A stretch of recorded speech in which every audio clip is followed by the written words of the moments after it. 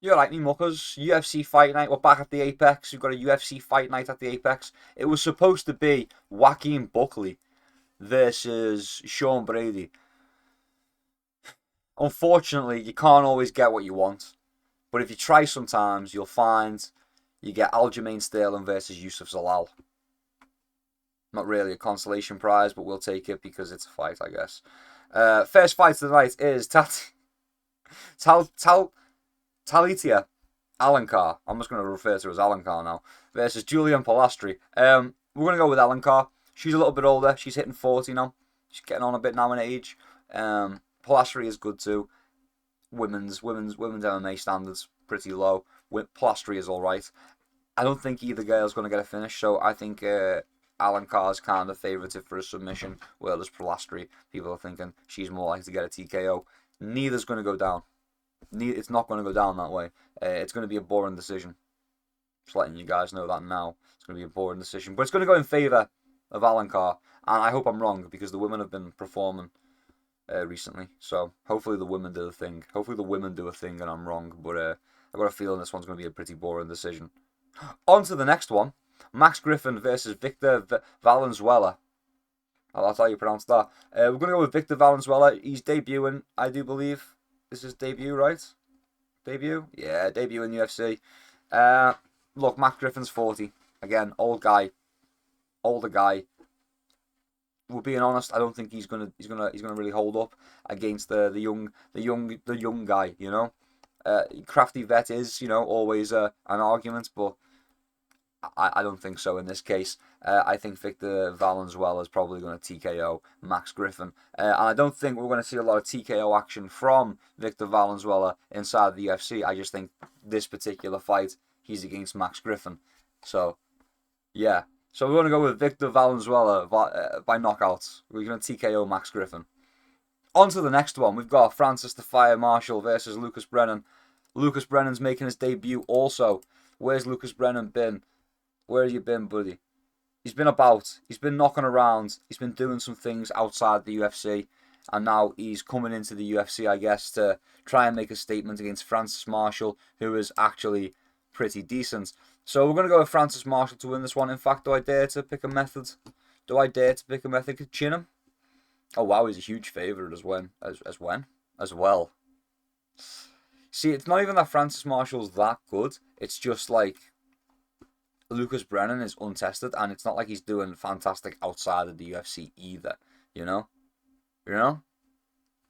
it's just not the case. So, what's Tapology reckon? Tapology thinks TKO submission maybe.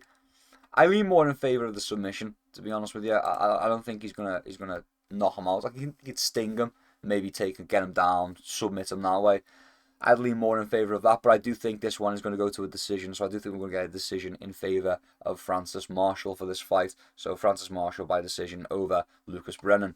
Next one is Yafel Filho versus Cody Durden. We're going with Yafel Filho. Cody Durden, a lot like a Max Griffin. What are we still doing here, Cody? It's time to hang them gloves up, buddy. Time to hang them gloves up. When's the last time Cody Durden won a fight? So he's won one on his last 5 against Matt Schnell, who is objectively awful. Yeah, so we're going to go with Yafel Filho any way he likes. Again, I do think it's going to go to a decision. I think Cody Durden is a little bit difficult to finish at times. Hence why so many... you got a couple. You just get finished, actually. Just get finished. No, you know what? I'm sticking with my guns. It's going to go to a decision. I don't think Yafel Filho is going to be able to put Cody Durden away, even though I'm telling Cody Durden to retire. Cody Durden. What is that? Next up, we've got, this is an awful card, by the way. Myra Bruno Silva versus Michelle Montague. We're going with Michelle Montague for this one. I don't think I've ever seen Myra Bruno Silva win a fight, like ever. I don't think I've ever seen it.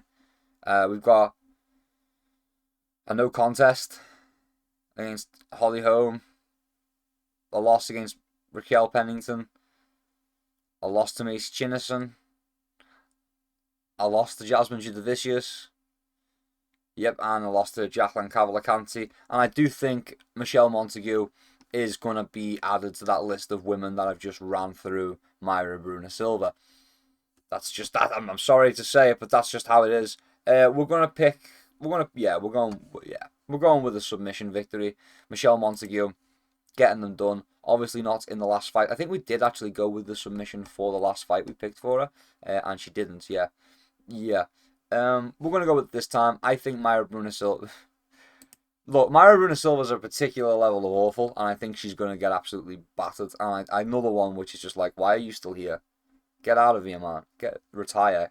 It's done. You're done. The career's done. Next up, we've got Cedric Dumas versus Jackson McVeigh.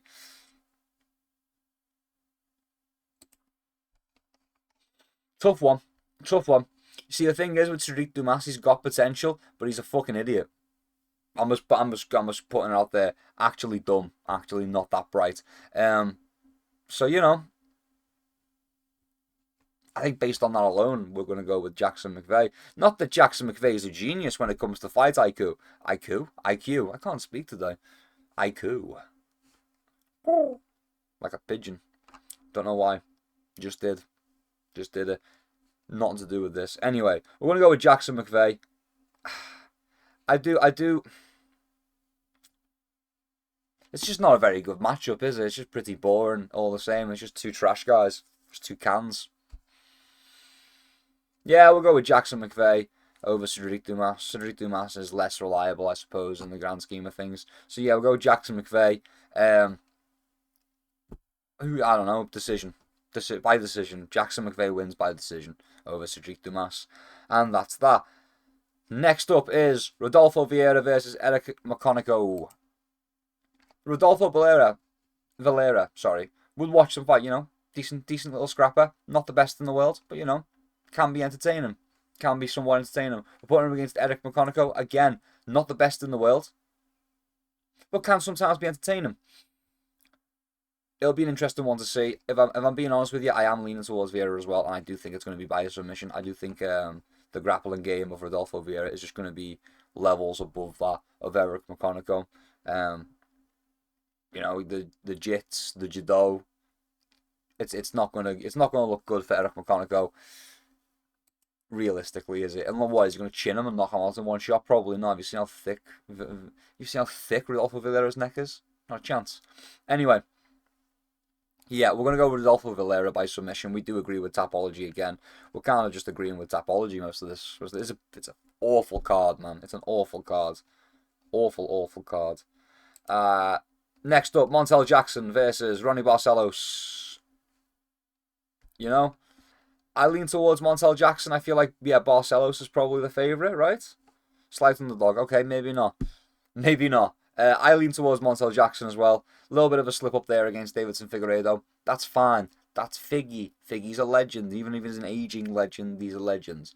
You know, we can accept that. And then we've got Ronnie Barcelos, you know.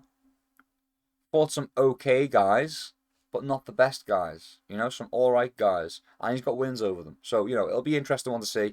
Probably one of the more entertaining fights on this card, to be honest with you. Montel Jackson versus Ronnie Barcelos. Yeah, we're going to go with Montel Jackson. We are going to go with Montel Jackson. I do think it's going to be a decision again. It's going to be a pretty boring card, to be honest with you. Did I miss Marcus Buchechka and Ryan Spann? I think I did. We're just going to do it in the wrong order then, I guess. So we're going to do Marcus Buchechka versus Ryan Spann, because I think I missed it. We're going to go with Marcus Buchechka. I think you know what it is. I think it was the both of the. It was the, you know what it was. It was the geese. The geese threw me off. Totally threw me off. But yeah, again, we're gonna go with Buchechka.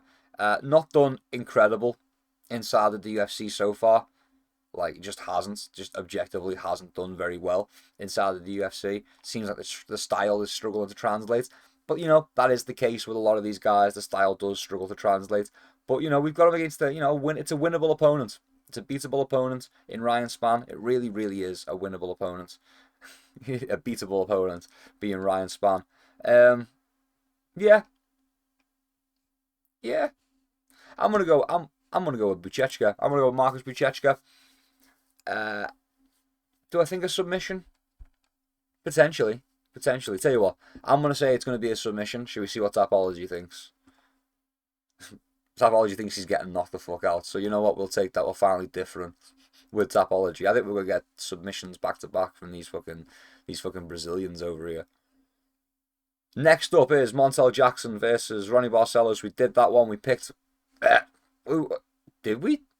I'm so confused. We're just going to do it anyway. Montel Jackson versus Ronnie Barcelos. Just looking straight in here. Oh, yeah. We're going with Montel Jackson. Yeah. We're going Montel Jackson. But again. All right, well, the betting line agrees with me, but Tapology disagrees. That's fine. We're going with Montel Jackson. Probably, again, a decision. Moving on. That was a bit of an awkward flummox in the middle of the card, wasn't it? We're just going to move straight on. For dangerous Davy Grant time. You know we're biased on this channel. We're going with the dangerous one. Davy Grant. Yeah. It's got to happen. It's got to happen. I know. Look, you said it was a bad idea. It was a bad idea to pick him against the Mont Blackshear. We did it anyway. Okay? We're just consistent, okay? If he wins, he wins. If he loses, he loses, okay? We're going with Davy Grant. It's got to happen. Davy Grant decision. Every day of the week. Every single day of the week. Davy Grant decision. That's what we need right now. But yeah, he's coming up against the guy who just got in here off contenders. So, young, hungry opponent. It's likely Davy Grant gets chinned. But we're going with Davy Grant anyway. Because we're loyal. Next up is Rafa Garcia versus Alexander Hernandez. A tough one, to be honest with you. Everyone thinks Hernandez. Tapology thinks Hernandez. I am inclined to agree. I don't follow Alexander Hernandez super closely, but that's because of those two. Was that a boring decision against Keith Holloway? No, was it the Austin Hubbard one? And I was kind of like, maybe. But he chinned Shea Super, which we like. And he beat Diego Ferreira, knocked him out too. Knocked Diego Ferreira out too. Jared Gordon's and, an alright win. Poor Jared Gordon, eh? All those robberies and then just getting absolutely flattened by Rafa Garcia. That's rough, bro. That's a rough one. That is a rough one. Yeah, we agree with Tapology on this one. We're gonna go with Alexander Hernandez. I think he's gonna be able to knock out Rafa Garcia. He's got power, man. He's got power, so I think it's possible. I think it's gonna go down. I think Alexander Hernandez probably chins Rafa Garcia. Yeah, I'm confident in that. I could see that. Maybe it gets scrappy. Maybe it gets a bit scrappy and a bit back and forth. I could see that too. It turns into like a bit of a, it turns into a bit of a dogfight. Then it could go either way, to be honest with you. So that'll be an entertaining fight. The card's picking up a little bit now. The card's picking up a little bit. Shame there's like 3 fights left. 2 fights left. 3 if you count this one. But no, it's alright, because we'll be hyped because we'll be riding high off that Davy Grant knockout. Either Davy Grant gets knocked out or he knocks it. Yeah, either way, yeah. Right? We're going to go with Alexander Hernandez by knockout. Fairly confident. Moving on to the next one. We've got Norma Dumont versus Jocelyn Edwards. Over here on the channel, we're Jocelyn Edwards' biggest fan. Everyone, if you're subscribed to me, you're Jocelyn Edwards' biggest fan, just like me. We're loving Jocelyn Edwards at the minute. We're riding high. We have picked her last 4 fights, and she has won her last 4 fights. And I see no reason to break this tradition that we've got going on here. Yeah, she's the underdog. That's fine. She's been the underdog in the past as well. It's fine. Yeah, she's going up against Norma Dumont, who is arguably one of the better women inside of the division. Sure, yeah. But I think she's going to get it done. I do. I think Jocelyn Edwards is going to get it done. I don't know how. Don't ask me how. Probably a decision. She's finishing everyone though, isn't she? I think she's going to knock Norma Dumont out. Yeah, you know what? I think Jocelyn Edwards is gonna knock Norma Dumont out cold. Out cold. I think there's going to be a head kick in there, and Norma Dumont is going to drop like a bag of spuds, and it's going to be over. I can see it now. Jocelyn Edwards has just entered the prime, a new prime, if you will. She's just, yeah. I don't know what it is. She wasn't like incredible before, and then all of a sudden, maybe she changed camps. I don't know. Jocelyn Edwards has changed the game. Okay, there was a time not that long ago, a few months ago, where the women were terrible and everyone was like, man, women are terrible. And Jocelyn Edwards was the only one getting finishes, man. She was out there getting finishes. She was out there getting finishes and holding women's MMA on her back. And now we're getting spoilt. There's been quite a few finishes in women's MMA recently, but we won't forget Jocelyn Edwards is the one that started this trend, and I think she's going to carry it on. I think she's going to chin Norma Dumont. I think I'm going to go with Jocelyn Edwards. I'm going to go with Jocelyn Edwards by TKO. If I'm gambling, I'm going either way. I think she's going to finish the fight. I couldn't tell you when. Norma Dumont is pretty tough. I couldn't say in what round. But I do think Jocelyn Edwards finishes the fight, so I'm going to go for TKO, TKO submission, DQ in favour of Jocelyn Edwards, just to win the fight before the final bell. Yeah, I'll take that. It's probably good money on that. And finally, the main event. Aljamain Snellen, can't speak today, versus Youssef Zalal. I think I've fumbled every single name at least once. That's fine. Aljamain Sterling versus Youssef Zalal. We're going to go with Youssef Zalal, if I'm being honest. I didn't like Aljamain Sterling ever at any point. I've always thought Aljamain Sterling's boring. I'll give him his flowers. I've given his flowers in the past. When he gets on your back, he's pretty dangerous. That's kind of all he's got in his arsenal, though. Yeah, he's got a jab and he'll get on your back. He'll be a human backpack. That's kind of it. And that is the deep dive on Aljamain Sterling's style, right? Is that he's got a jab and that he will go for takedowns, he'll shoot for singles and doubles, but realistically all he wants to do is get close so he can climb onto your back and be a human backpack.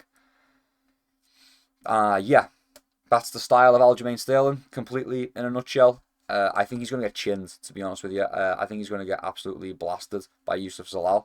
And then somewhere in that, I think Youssef Zalal probably gets the finish. Yeah. I'm sorry to say, if you're an Aljamain Sterling fan, I don't know why you would be, though. But yeah, I think Youssef Zalal has a chance to really sting Aljamain Sterling here. I mean,